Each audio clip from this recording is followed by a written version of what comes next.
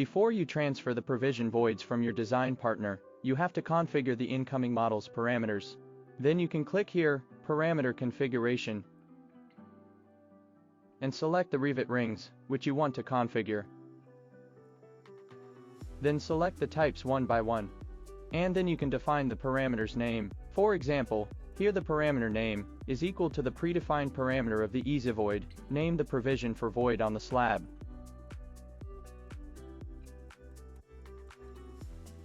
And you can repeat the process one by one.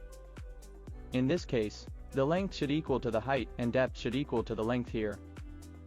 You have to map the match key for further use. I select the FGUID as match key. Then in this case, the imported provision for void is vertical. Then you have to activate here as vertical. The rest of them, you can either map the data one by one, or just leave it alone. And then you can store the mapping data temporarily. Select another type here, and repeat the process one by one.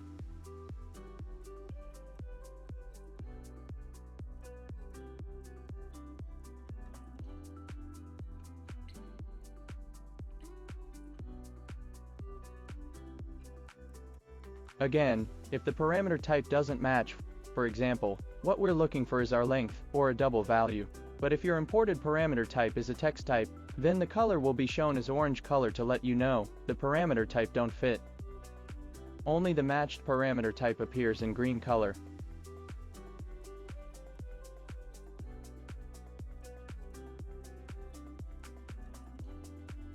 And in this case, the input type is horizontal, then you just select horizontal as well. Don't forget to store the mapping data temporarily. You can go to the round type for the round type. You have to select here as round form, and store the map data temporarily. After you finish all the types in mapping, then you can click OK to store the data. The data will be stored as an XML file. As the Windows shows, the dimension parameters and match key parameter have to be mapped mandatory. Otherwise, the transfer will not work correctly. The rest parameters you can select to map or not, in case you did not find them in input models. If you forget one non-mandatory parameter, don't worry, you can use parameter mapping tool to add it later.